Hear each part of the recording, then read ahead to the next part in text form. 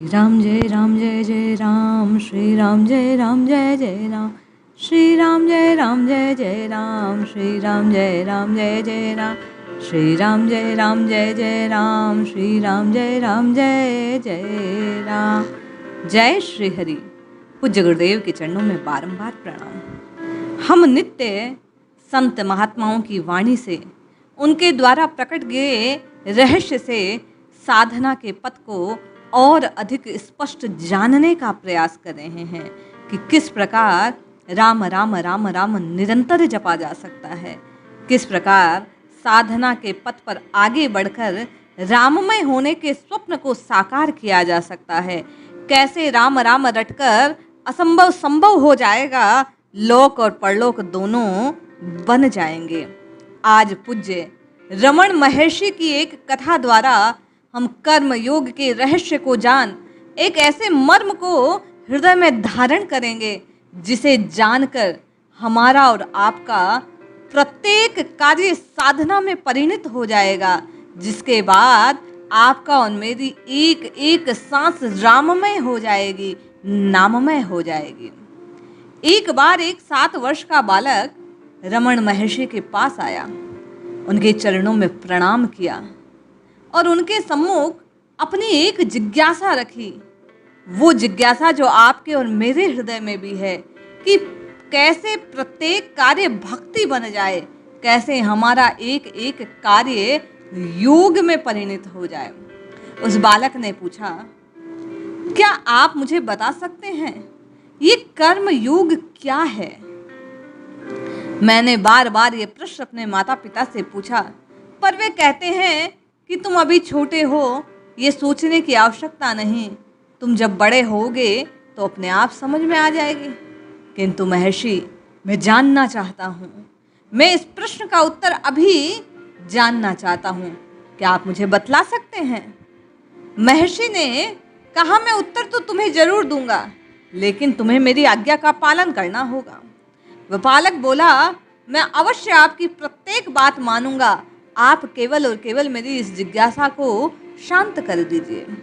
रमण महर्षि ने कहा, तुम मेरे पास शांतिपूर्वक बैठ जाओ, जो कहूँ वो करो, तुम्हें तुम्हारी जिज्ञासा का समाधान मिल जाएगा। वह बालक आज्ञा पा रमण महर्षि के पास ही शांतिपूर्वक बैठ गया। कुछ समय के बाद एक व्यक्ति डोसे लेकर आया। रमण महर्षि दक्षिण भारतीय संत हैं, तो इनके यहाँ खान पान की जो वस्तुएं हैं उसमें डोसे नामक एक पदार्थ पकवान चलता है। रमण महर्षि के सामने उसने लाकर एक पत्तल में बहुत सारे डोसे रख दिए, क्योंकि महर्षि की आदत थी, नित्य नियम है कि अकेले कुछ ग्रहण करते नहीं, इसलिए महात्मा ने एक छोटा सा टुकड़ा अपने आगे रख लिया। एक पत्तल में बालक को एक पूरा डोसा परोस दिया और वहां उपस्थित जो अनुयायी थे सबको एक एक डोसा उन्होंने बांटने का आदेश दे दिया। फिर उन्होंने पास बैठे उस बालक को कहा, तुम चाहते हो ना तुम्हारी जिज्ञासा का समाधान? वह बालक बड़ा ही आनंदित होकर कहने लगता है, हाँ हाँ हाँ महर्षि, मैं जानना चाहता हूँ कि ये कर्म योग क्या होता है। रमण महर्षि कहते हैं, जब तक मैं उंगली उठाकर इशारा नहीं करता तब तक तुम ये डोसा खाते रहोगे, और हाँ, एक बात विशेष ध्यान रहे, मेरे संकेत करने से पहले तुम्हारा डोसा पूर्ण नहीं होना चाहिए और मेरी उंगली उठने के बाद तुम्हारी पत्तल में कुछ शेष रहना नहीं चाहिए, उसी क्षण जो डोसा खत्म हो जाना चाहिए।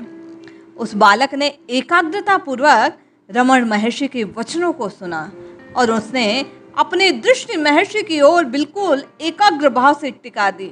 उसका मुख बेशक डोसे के निवाले चबा रहा था, किंतु उसकी नजरें एक टक महात्मा रमण की ओर केंद्रित थी। बालक ने प्रारंभ में बड़े बड़े निवाले खाए, पर जब देखा कि अब थोड़ा सा शेष बचा है तो छोटे छोटे निवाले खाने लगा, लेकिन उसकी दृष्टि रमण महर्षि के हाथ की ओर केंद्रित थी। तभी अचानक उसने देखा वह अपेक्षित संकेत अर्थात रमण महर्षि ने अपनी उंगली उठा दी।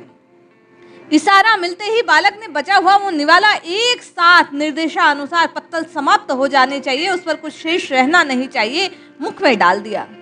बच्चे की इस प्रतिक्रिया को देखकर रमण महर्षि आनंद से बोल उठे, अभी अभी जो तुमने किया वही वास्तविक कर्मयोग है। महर्षि आगे समझाते हुए कहने लगे, देखो, जब तुम डोसा खा रहे थे तुम्हारा ध्यान केवल और केवल मुझ पर था। डोसे के निवाले तुम मुख में डाल रहे थे, पर हर क्षण तुम्हें यह ख्याल था कि मेरे उंगली उठाने से पहले समाप्त नहीं होना चाहिए और मेरी उंगली उठाने के बाद बाकी नहीं रहना चाहिए। तुम्हारे मस्तिष्क में केवल और केवल मेरे उंगली का स्मरण था कि वह संकेत कब मिलता है। इसी प्रकार संसार के सभी कार्य करते हुए भी अपने मस्तिष्क में ईश्वर के भाव को केंद्रित रखना, ईश्वर पर अपनी दृष्टि को केंद्रित रखना, अपने सभी कर्तव्य ईश्वर के निमित्त करना, बालक, यही कर्म योग है।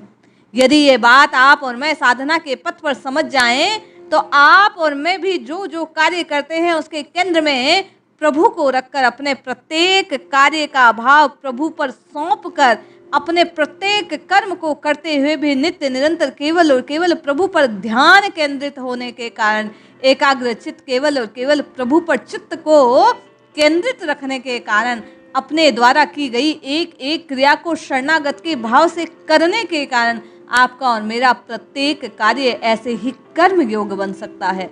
आपका और मेरा प्रत्येक पल राममय हो सकता है।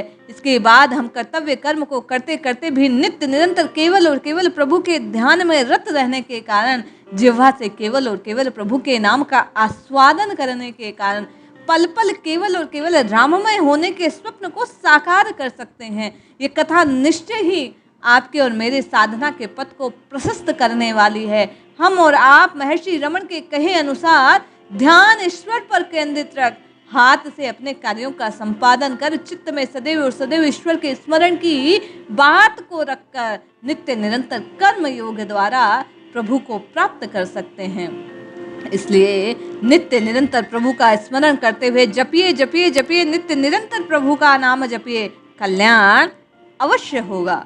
जय श्री हरि।